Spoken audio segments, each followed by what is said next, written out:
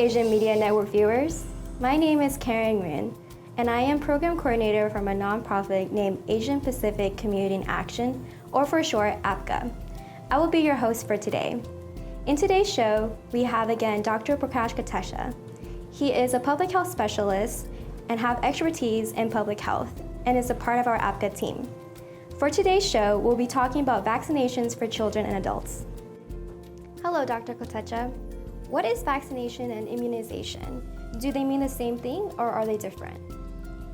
Thanks, Karen, for asking this question. Vaccine is a substance which, when introduced into the body, would give a response by our immune system. So it's a substance and it is to be introduced into the body either by an injection or orally. When vaccine is given, that process is called as vaccination, and it is measurable and we can quantify it. Immunization in turn is a response by the body. It's a physiological process, and once the vaccine is introduced, we expect that the body will produce immunity, and once the immunity is developed, the person is called immunized. So vaccine is a substance and vaccination is a process that can be measured. Immunization is a process which is physiological and happens inside the body. However, in public health, they are used interchangeably quite often. Thank you, Dr. Katesha, for explaining the two. On another note, are vaccines safe? And can you tell me more about vaccines in public health? Well, vaccine story is one of the most successful story in the field of public health. With the vaccines, we have been able to successfully eradicate smallpox from the world, and even polio is about to be completely removed from the world. And there are a number of other diseases that we have successfully controlled. So vaccination is one of the great success in public health. And right now, we have a number of other diseases like diphtheria, tetanus, pertussis, whooping cough, and a number of other diseases are lowest in the number in the world today because of the success story of vaccines. And to continue having this success, we have to ensure that the vaccines are safe and they are effective. And before approving the vaccines for public health purpose, the government, in our case in USA, FDA, gets an approval from the scientists, and scientists rigorously do research on them and ensure that vaccines are not only safe but are also effective. Unless the vaccines are effective and safe, they will not be licensed to be given to public, and only once they are completely considered safe and effective, then only the licenses are given. However, no vaccine is 100% effective nor 100% safe. Depending upon body's response, there could be some vaccines which to some individuals in rare occasions can give side effects, but most of the scientists are well versed to how to deal with it.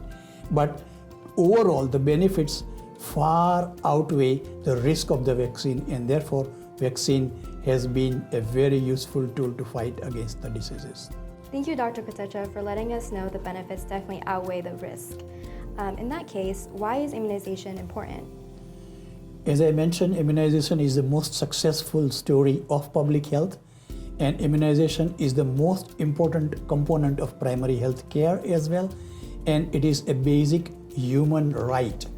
Immunization for every child is something that we must ensure, and it is our duty to do so. Globally, World Health Organization estimates that because of vaccine, we are saving like 3.5 to 5 million deaths every year, and probably 10 times more number of diseases because of all these diseases. Now, we have 29 diseases identified by World Health Organization against which we have vaccine. There are 29 diseases against which we have vaccine. Here is the list of first 14 vaccine that every child in USA will get. And here is the list of another 15 diseases against which we have vaccines that may not be present in USA but is present in other countries, and vaccines help to control them. Of course, COVID is an exception which now is present globally, and probably even USA also we use the vaccine for COVID. This is a question that many are concerned about. Is there a link between vaccination and autism? This question has been coming up again and again. However, we have realized that there is no connection of vaccination and autism. There are people who have continued to think that one of the substances called thimerosal is one that is contributing to autism. Others believe that MMR vaccine is contributing to autism. And with all those claims, number of researchers and scientists have worked on this and repeatedly confirmed that there is no relationship between autism and vaccination. So no worries for that at all. Thank you for clarifying that there is no link between autism and vaccination. With that being said, are there any side effects to vaccinations? Vaccination has side effects which are extremely mild. Most of the vaccine side effects will disappear on its own in a couple of days. At the site of injection, there might be some swelling and redness, sometimes mild fever, but they are all very easily treatable and they don't bother the person at all. In most of the cases, this is the situation. In few cases where the person is highly immunocompromised or is a patient of cancer, where vaccine can cause side effect, and therefore in those situations you have to be careful. Some rare side effects like anaphylaxis or serious reaction can happen in very rare cases. However, in those cases, doctors or clinic staff are well equipped to manage those cases and instantly treat them with emergency medicines. Can the vaccines overload the baby's immune system? No, it's natural to feel because there are so many vaccines given at a young age. However, our body's immune system is so powerful, and we have been dealing with large number of infections, and the body fights against all those infections naturally, while the vaccines that we give are not natural infections. The pathogenic component or the disease-causing portion of it is removed, and the vaccines only give immunity. And number of vaccines given together also would never overload the system, and it is good and safe for the children to get vaccination in time and complete them. That will protect them from number of diseases that could be fatal or seriously damaging to them if they happen at a young age. With that being said, why do we start vaccine at such an early age? Can you explain what the age the vaccine should be required? The vaccination starts right at the time of birth, and when the child is born, child has some passive immunity from the mother, but child is vulnerable to almost all diseases to which they will be exposed during the environmental exposure.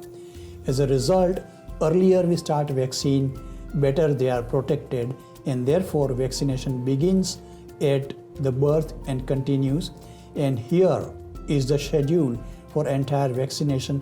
What vaccine is given at what age has been mentioned here. If so, if a child is sick, can the child still be vaccinated? Most of the diseases that are mild in nature like cough, cold, little fever or diarrhea, the child should be vaccinated.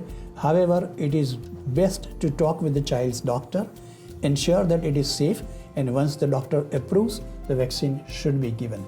In some severe diseases or high-grade fever, vaccine may have to be postponed by a few weeks. But most of the cases, they should be good to get vaccinated. If that is the case, can the vaccine be delayed? There is no advantage of delaying the vaccine. However, there are disadvantages of delaying vaccine. When the child is exposed to number of infections, and if the child is not immunized, they will end up getting disease. Some of the diseases are particularly more serious when that happens in the children at young age. Pneumococcal infection or HI, Haemophilus influenza, are few examples that occur typically under the age of 2 years, and they are pretty serious when that occurs. But vaccines would prevent them. So it is a good idea not to delay unless there are very serious reasons to do so. And taking every child to the vaccination as prescribed by schedule is the one that we would recommend strongly. On another note, for breastfeeding mothers, does getting the vaccine schedule remain the same or can it be delayed? Now, when the mother is breastfeeding the child, she does give some protection against some of the diseases like respiratory infections and diarrhea. However, all other diseases are likely to attack the child, and therefore it is necessary that the children are vaccinated as per their prescribed schedule, and there is no reason to delay the vaccination among breastfeeding child just because the mothers are breastfeeding, and therefore some sort of immunity would come to them, but they will be very limited and not protecting against all the diseases. So they should get vaccination as CDC recommends, and here is the recommendation. You can see what age, what child, what vaccine should be given to them. Now that school is opening back up, tell me, is it important for children to be vaccinated before going back to school? Yes, it is important and it is mandatory too.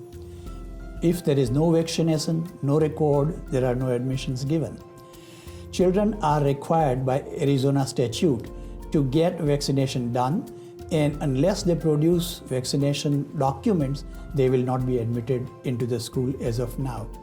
There are a number of diseases against which they need to be vaccinated, and here are those number of diseases against which they need to be vaccinated before they get admitted. And here is the schedule how they will be vaccinated against those diseases.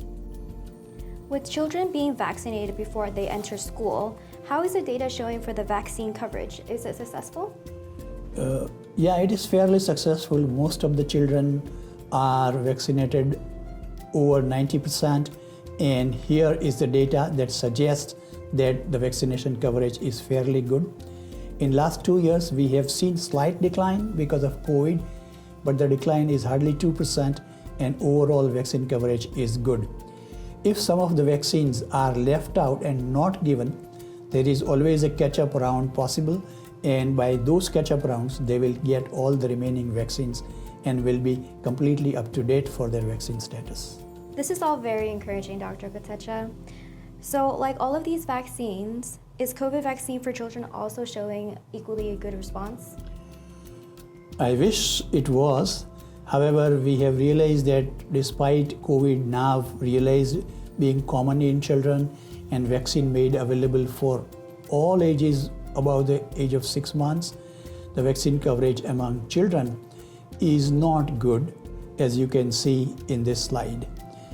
Vaccine coverage for adults and for senior people is extremely good, but vaccine coverage for children has remained at 36% as of now, which is great because last month it was 30%. So there is a substantial increase with younger people approved for vaccination. However, 36% means 64 children out of 100 have not received even their first dose, and this is not encouraging at all. We need to struggle and strive. Government is supporting us, and government along with APCA, we are trying to ensure that every child and every eligible person for vaccine gets vaccinated. On the topic of COVID, besides for children vaccines, can you give us an update on COVID nationally and at a state level? Thanks asking this question, Karen.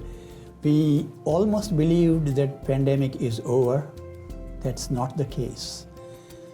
The virus continues to mutate, and the latest mutant virus, which is called as Omicron strain BA.5, is here. And Omicron BA.5 is very, very infective and is almost considered 5 to 10 times more infective than the previous version. The bad story of it is that it does not get affected by the vaccines or past infection. So whether you had past infection or you were vaccinated and boosted, you could still get COVID with BA.5 strain. The good part of it, however, is that even when you get that strain COVID, it will have powerful effect from vaccine so far as hospitalization and deaths are concerned. So with the vaccine, hospitalization death will be certainly less even if you get an infection from BA.5. Like any other Omicron, BA.5 is also mild but very powerful in transmission, and therefore we will probably see more and more cases coming up. As of now, today, how many cases are there globally, nationally, in the state and Arizona, and what is the vaccine coverage is shown here in this slide. So that will give overall update pretty well. This about wraps up our show. Thank you, Dr. Kotecha, and our audience who joined us today. Please look forward to our next show on community health advocates. Until then, please stay safe and stay cool. This project is supported by the CDC and prevention of the United States Department of Health and Human Services as part of a financial assistance award totaling of $119,954, with 100% funded by the CDC and HHS. The contents are those of the authors and do not necessarily represent the official views of or nor an endorsement by the CDC and HSS and for the United States government.